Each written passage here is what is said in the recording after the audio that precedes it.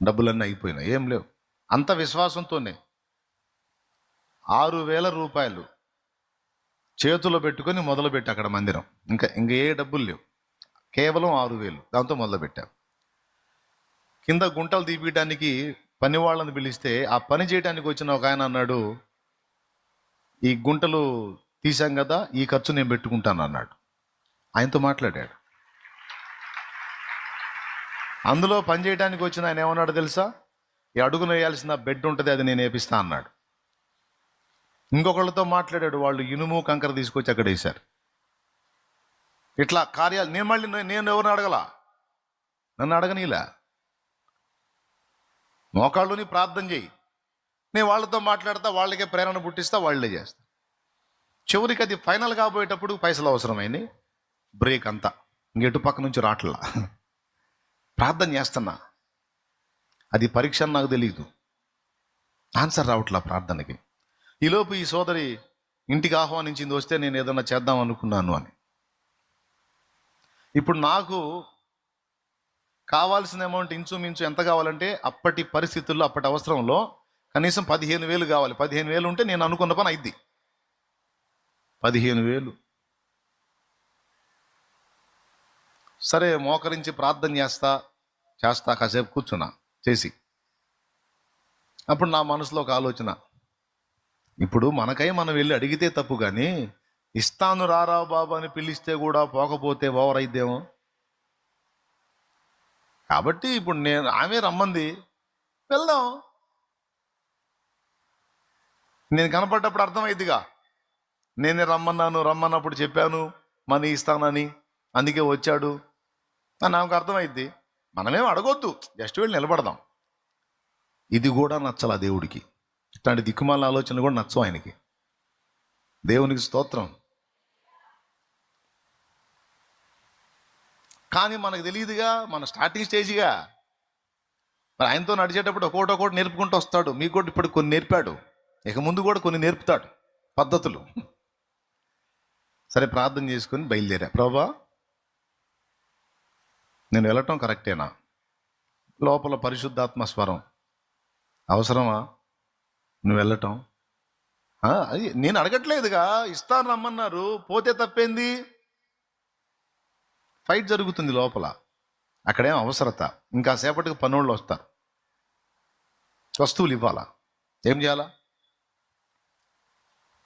కాబట్టి సైకిల్ అప్పుడు మనది, సైకిల్ తీసుకొని బయలుదేరేటప్పుడు ఒక ప్రార్థన చేశాను. ప్రభువా, నన్ను క్షమించు, అవసరాన్ని బట్టి నేను వెళ్తున్నా, అది కూడా వారే రమ్మంటే నేను వెళ్తున్నా కనుక దయచేసి నేను అలా కూడా చేయటం నీకు ఇష్టం లేకపోతే, ఆ ఇంటి గేటు దగ్గరకు నేను చేరక మునుపే నన్ను వెనక్కి పిలు.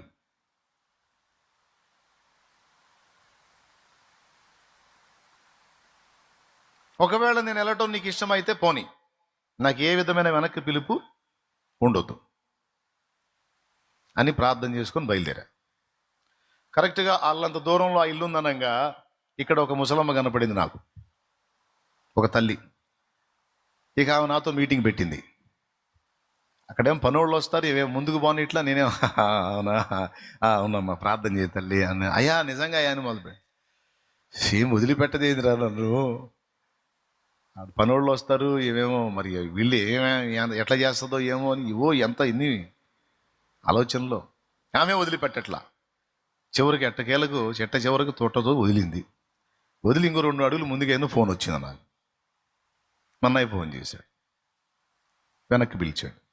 అబ్బాయి, నీకోసం ఎవరో వచ్చారు, చాలాసేపు అయింది వచ్చే. అబ్బాయి, తను ఎక్కడికో వెళ్ళాలంట, నువ్వు ఎక్కడున్నావు, త్వరగా రా అన్నాడు.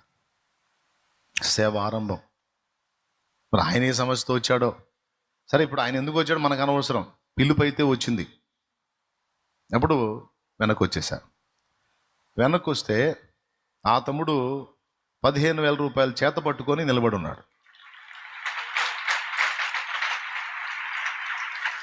మీరు నమ్మండి నమ్మకండి, ఆ తమ్ముడు నేను కలవగానే నా చేతిలో డబ్బులు పెట్టి ప్రార్థన చేయండి అన్నాడు.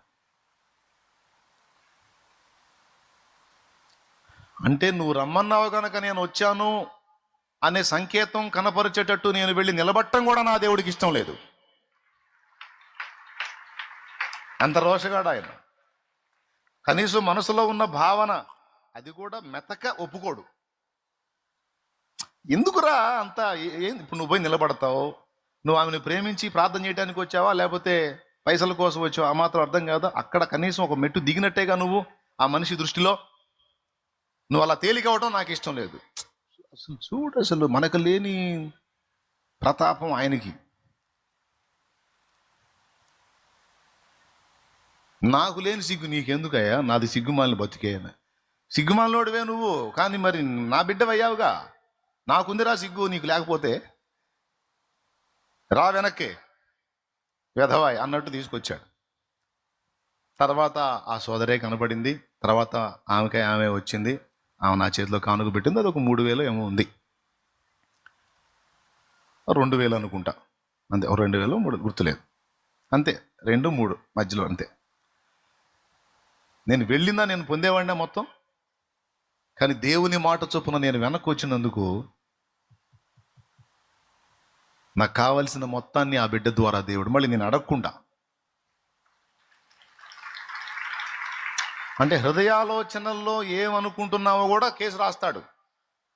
అందుకే ఆయనతో శత్రు కాదు, బో సున్నితంగా ఉంటాడు, మనల్ని పట్టుకుంటాడు. ఎందుకు చెప్పా ఈ విషయం? నేను ఆ విధంగా ఒక్కొక్క కార్యం చూపించుకుంటూ ఇంత ప్రయాణాన్ని జరిగించాడు నా దేవుడు.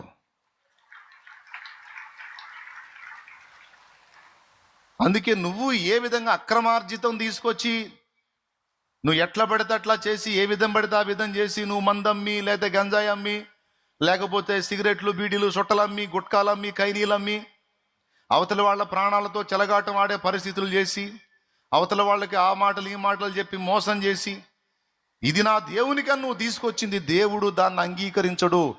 నీ డబ్బు కాదో, నాకు నువ్వు కావాలి, ముందు నువ్వు మారు మనసు పొందు, ఆ చెడు నడత వదిలిపెట్టు. నీతి కొరకు ఆకలి దప్పులు గలవారు ధన్యులు, వారు తృప్తిపరచబడతారు. ఎట్లా బతకాలి నేను చూపిస్తాను నీకు. నన్ను నమ్మితే దాన్ని వదిలే, నేను చూపిస్తా. ఆ అక్రమం చేసి నువ్వు పంచపక్షాలు తినేదేదో పచ్చడైనా పెడతా నీకు, నేను బతికిస్తా, చంపను. దా అడిగే. దేవునికి స్తోత్రం కలుగును గాక. ఏమయ్యా, చట్నీ అయినా వేసి పెడతాను రా బాబు, రా ముందు, అది వదిలే. కొంతమంది ఏం చేస్తారు తెలుసు? దేవుడు ఇట్లా మాట్లాడితే దేవుడిని వదిలేస్తారు. ఆహా, అట్టయితే మన కష్టంలే, ఇంక నెక్స్ట్ ఆదివారం కనపడకపోవచ్చు. కొంతమంది కొత్తగా వచ్చిన వాళ్ళు ఏంది అన్ని మానుకోవాలంటున్నాడుగా. రోజు ఇంగ్లీష్ ప్రాక్టీస్ చేస్తే క్రెటా కార్లో తిరుగుతారు. అదే ప్రాక్టీస్ చేయకపోతే రిక్షా నడుపుకోవాల్సి వస్తుంది. ఇస్తే మోసం చేస్తావా? పొరుగువాని ప్రేమిస్తే ఆశిస్తావా? పొరుగువాని ప్రాణం నీ ప్రాణం లాంటిది, నీ బిడ్డల ప్రాణం లాంటిది అయితే నువ్వు అలా కోరుకుంటే వాడి శరీరం చెడిపోవటానికి నీ బిడ్డకు నువ్వు మందిస్తావా? నీ బిడ్డకు నువ్వు సిగరెట్ ఇస్తావా? నీ దగ్గరకు వచ్చేవాడు కూడా అట్లాంటి వాడే కదా. నేనేవోపోతే ఇంకో చోట కొనుక్కుంటాడు అని అంటావేమో. నువ్వైతే ఇవ్వట్లేదుగా. నీ కొడుకు బయటికి పోయి తాగటం వేరు, నీ చేత్తో నువ్వు ఇవ్వటం వేరు కదా. పాయింటేనా? నీకైతే ఫీలింగ్ ఉండదు కదా. వాడు ఎక్కడో తెచ్చుకుంటాడు, అది వేరే సంగతి. నువ్వైతే దేవుని ప్రేమను చూపించావు కదా, అది వదిలేసావు కదా నువ్వు. అవునా? దానివల్ల కొన్ని డబ్బులు నష్టపోతావు నువ్వు. అయినా సరే నీతి కొరకు ఆకలి దప్పులు గలవారు ధన్యులు, వారు తృప్తిపరచబడతారు. నేను చెబుతున్నా, దేవా దాన్ని వదిలిపెడితే నాకు బ్రతుకు లేదు అని నువ్వు అనుకుంటావు, వదలలేక ఇబ్బంది పడతావు. దేవుడు అంటాడు, వదులు, నేను నిన్ను పోషిస్తా, నీకు ఏదో దారి చూపిస్తా నేను అంటాడు. సరే వదులుతావు. వదిలేం చేస్తావు? ఏదో దేవుడు ఏం చూపిస్తాడని వెతుకుతావు. ఏదో దొరికింది చిన్నది, దానిలో సరిగా రాదు, అప్పులో వాళ్ళు ఎగబడతారు, అన్ని రకాల ఒత్తిడి ఎదురైద్ది, పరిశోధన స్టార్ట్ అయింది. దేవుడే చూసుకుంటాడు, ఏదో దారి చూపిస్తాడని తెగించి అడిగేస్తే చివరికి అన్ని సమస్యలు ఎక్కువైపోయినాయి.